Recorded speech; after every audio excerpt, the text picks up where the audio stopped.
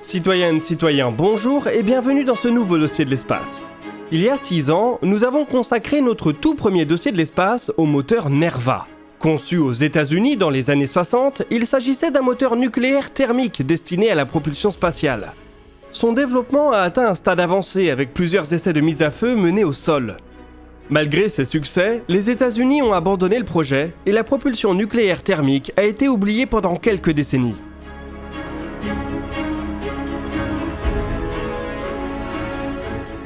Les méthodes de propulsion chimique et électrique constituent aujourd'hui l'immense majorité des solutions exploitées dans l'espace. Améliorées progressivement pendant 60 ans, elles approchent de leurs limites théoriques.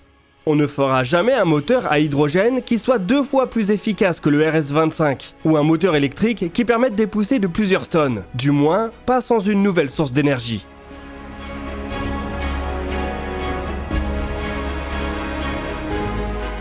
Face à ces limites d'ingénierie, les ambitions de l'humanité dans le système solaire sont limitées.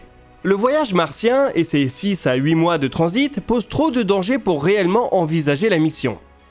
Il est difficile de se projeter dans du vol habité au-delà de la Lune. Cette limite ne sera probablement jamais levée si on ne s'autorise jamais à voir au-delà de la propulsion chimique. Justement, depuis quelques années, la NASA et la DARPA, une agence américaine pilotant les innovations de défense, se penchent sur un renouveau de la propulsion nucléaire thermique, avec l'objectif de faire une démonstration en orbite au cours de la seconde moitié de la décennie. On va donc peut-être enfin revisiter ce vieux rêve des années 60, et par là même débloquer l'un des verrous qui permettra le voyage habité vers Mars.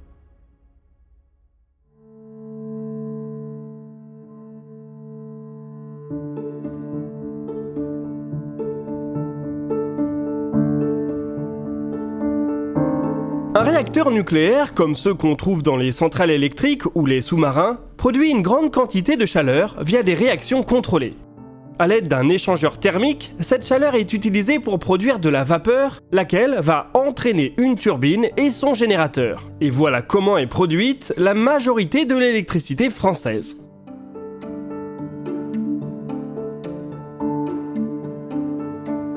Ce principe peut éventuellement être utilisé dans l'espace pour produire là aussi de l'électricité et alimenter un propulseur électrique de forte puissance. Mais ce n'est pas l'option qui intéresse la NASA. L'agence travaille sur quelque chose de plus simple.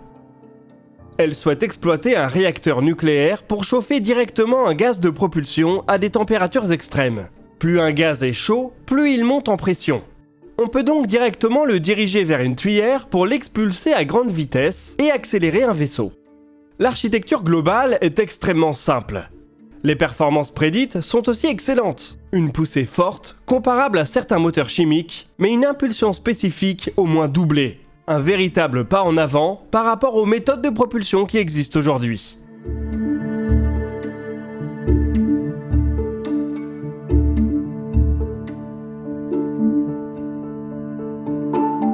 Si un tel moteur n'a jamais été utilisé dans l'espace, il y a cependant de bonnes raisons qui ont été tout de suite visibles dès le programme Nerva. Elles sont d'abord techniques. L'architecture dans son ensemble produit une quantité incroyable de chaleur. Le réacteur, l'échangeur thermique ou les parois de la tuyère sont exposés à un flux thermique extrêmement fort, doublé d'une dose appréciable de radiation. Dans les années 60, il était presque impossible de trouver des matériaux capables d'encaisser de telles contraintes. Sur Terre, il restait possible de s'appuyer sur un refroidissement actif à l'aide d'eau ou d'air, mais dans l'espace, on n'a pas ce luxe. Il n'y a aucun fluide pour aider à refroidir un réacteur. La gestion thermique d'un réacteur est donc quasiment impossible. La NASA et la DARPA semblent cependant penser que ce verrou est en train de sauter. Et en effet, on observe depuis des années, notamment dans le spatial, des progrès importants liés à de nouveaux matériaux. Dans le dernier DNDE, on a par exemple évoqué les essais du Raptor V3, menés à très forte pression. Dans une discussion Twitter, Elon Musk a estimé que les parois de la chambre de combustion de son moteur constituent la surface artificielle capable d'encaisser le plus grand flux thermique jamais conçu. On n'a pas vérifié ces dires, mais c'est le type d'application qui n'était juste pas possible dans les années 60. Autre exemple avec la start-up européenne Pangea Aerospace. Elle a pu mener des essais poussés de tuyères Aerospike, une autre application considérée comme un cauchemar en termes de gestion thermique. Leur succès leur vient en grande partie d'un nouveau matériau, un alliage de cuivre, de chrome et de niobium, qui avait été développé à l'origine par la NASA. Dans un document daté de 2019, une équipe de la NASA estime que ce matériau, le GRCOP42, pourrait être utilisé pour la propulsion nucléaire thermique. L'Agence spatiale américaine semble depuis financer des travaux allant dans ce sens.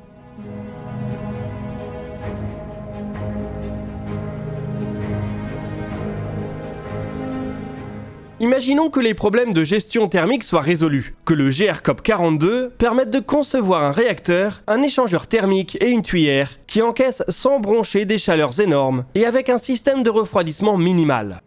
Le principal souci technique lié à la propulsion nucléaire thermique serait alors derrière nous. Il ne s'agit cependant pas de l'unique obstacle qu'il faut surmonter. Un des principaux risques liés à un moteur nucléaire concerne son lancement. Il faut le placer lui et son combustible radioactif sous la coiffe d'une fusée.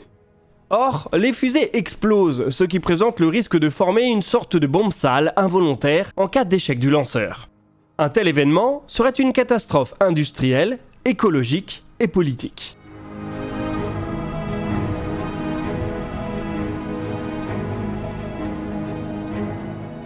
C'est probablement l'aspect qui semble le plus complexe à débloquer pour réellement bénéficier de l'énergie d'un réacteur nucléaire dans l'espace. De ce côté, on observe cependant aussi des développements encourageants. Certains lanceurs américains sont en train de devenir extrêmement fiables. La famille Falcon de SpaceX vient de passer le cap des 200 missions d'affilée sans échec, du jamais vu dans le spatial. Cette fiabilité extrême, surtout du côté de la Falcon 9, pourrait apaiser les craintes liées au risque d'explosion avec un réacteur nucléaire à bord. Il est ainsi possible qu'on voit se dessiner au cours de la décennie une Falcon 9 avec 500 ou même 1000 vols sans échec. On pourrait alors considérer le risque de lancement d'un réacteur nucléaire comme beaucoup plus raisonnable.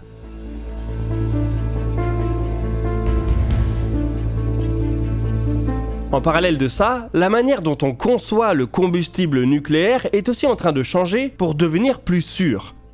La NASA a ainsi confié une partie des travaux de recherche sur un réacteur nucléaire thermique spatial à une entreprise dont le nom est équivoque, Ultra Safe Nuclear Technologies. Ultra Safe travaille essentiellement sur la fabrication de combustible nucléaire. L'entreprise enveloppe de toutes petites billes d'uranium avec de la céramique. Ces billes sont ensuite réunies dans une matrice en carbure de silicium. Le carburant ainsi produit a l'avantage d'être stable même à très haute température. En cas d'accident, une explosion de fusée par exemple, la contamination peut être limitée, car chaque particule individuelle d'uranium possède sa propre enveloppe étanche en céramique. Certaines d'entre elles pourraient éventuellement être brisées, mais une partie significative d'entre elles pourrait aussi survivre à une explosion, réduisant ainsi grandement l'impact d'un accident au décollage. Au passage, UltraSafe a signé en janvier dernier un accord avec Framatome pour la production de son carburant nouvelle génération. On trouvera donc peut-être une solution similaire dans les SMR français. Ou qui sait, peut-être que le carburant que la NASA exploitera pour son réacteur nucléaire spatial sera partiellement conçu chez nous.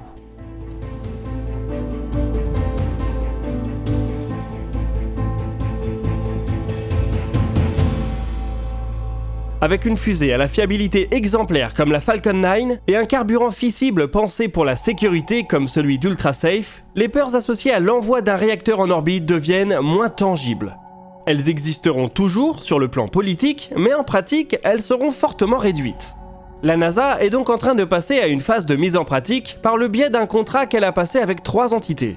Ces 3 équipes vont pouvoir concevoir un moteur nucléaire thermique pour la propulsion spatiale. L'une des 3 solutions sera alors peut-être sélectionnée par la NASA et la DARPA pour une mise en pratique.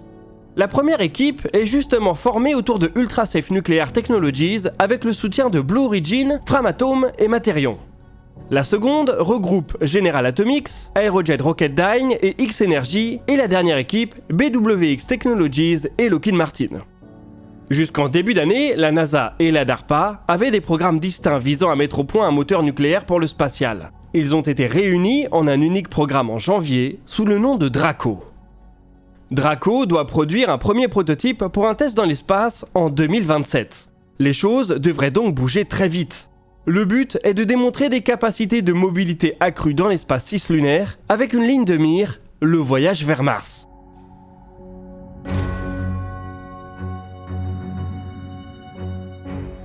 La propulsion nucléaire thermique aurait le potentiel de réduire fortement le temps de transit vers la planète rouge, et donc tous les risques qui y sont associés. Faire un Terre-Mars en 2 ou 3 mois rend l'aventure beaucoup plus simple. Pour finir, il y a, à notre sens, un dernier verrou technologique qui est en train d'être débloqué et qui va s'avérer crucial pour la propulsion spatiale nucléaire, le ravitaillement orbital. Un moteur de ce type est efficace, mais pas autant qu'un propulseur ionique par exemple. On peut compter sur une ISP de 800 à 1000 secondes. Autrement dit, un moteur nucléaire thermique peut vider les réservoirs d'un vaisseau en quelques mises à feu. Pourtant, son combustible peut lui rester efficace pendant des dizaines d'années. Il serait ainsi dommage de faire fonctionner pendant quelques mois un vaisseau qui a le potentiel de fonctionner 30 ans. Si on est capable de le ravitailler en gaz propulsif, sa longévité peut être exploitée. Des méthodes de ravitaillement orbital sont justement en train d'être développées. Elles nous laissent ainsi entrevoir la possibilité de remorqueurs spatiaux qui enchaîneraient des trajets Terre-Lune ou Terre-Mars pendant des décennies, rapidement et avec une fiabilité exemplaire. C'est peut-être tout ce dont l'humanité a besoin pour enfin s'élancer vers les étoiles.